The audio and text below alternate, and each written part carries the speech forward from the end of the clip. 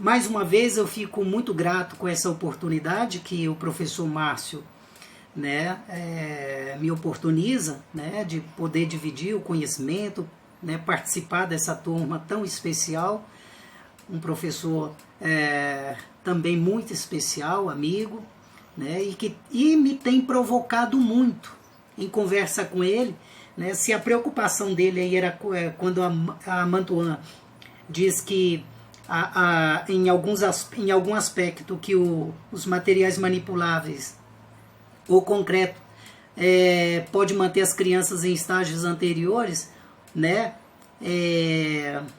mantendo essas crianças em estágios de ociosidade mental, o Márcio vai na contramão. Vez ou outra ele me liga: Israel, estou com essa questão assim, assim, assado. Aceita? E o Israel está ali naquela ociosidade mental e se sente provocado. E mais uma vez eu estou aqui. O Márcio não me permite ficar estagnado. Ele também está me fazendo movimentar, estudar, aprender, né? Eu sou Israel Martins, né? Sou professor de filosofia no ensino regular e tenho o atendimento psicopedagógico, né? Um trabalho à parte, né? O atendimento clínico, né?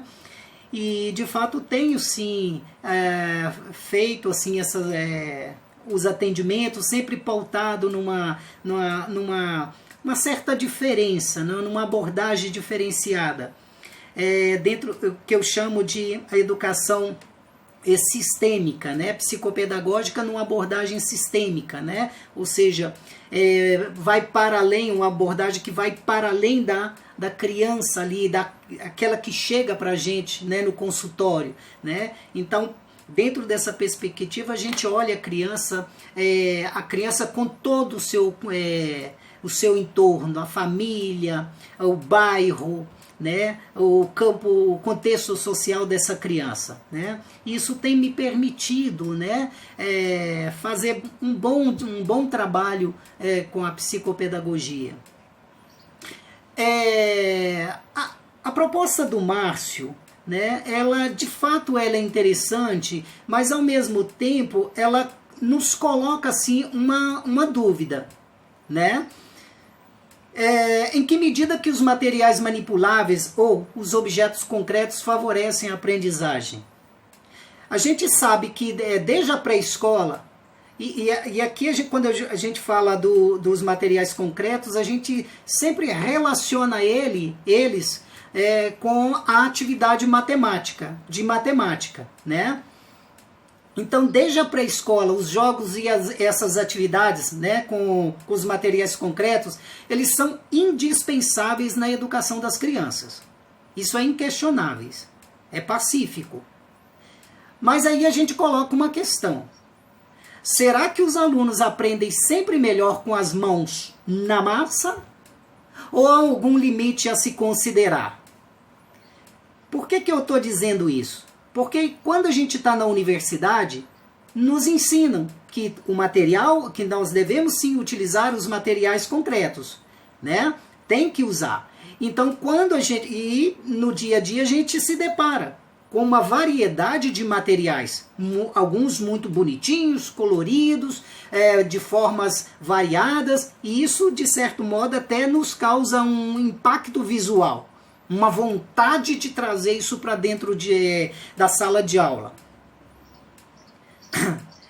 Agora, uma questão interessante também, né, é que a gente precisa pensar que os processos de aprendizagem, eles vão muito além da simples intenção, né, do adulto da relação, ou como diz lá na teoria montessoriana, o adulto preparado, né, querer que o outro aprenda. Esse outro, no caso, é a criança ou o adolescente. A aprendizagem, ela requer uma análise das condições biológicas, neurológicas, emocionais, sociais desses aprendentes. Então, daí essa necessidade desse adulto preparado, ele estar um pouco à frente nessa relação. Está com, digamos assim, com uma certa antecipação. a gente fala assim o seguinte, que a relação com o outro, ela não pode se dar na forma da dominação. Quando a gente coloca nessa relação de dominação, a gente elimina o aspecto da alteridade.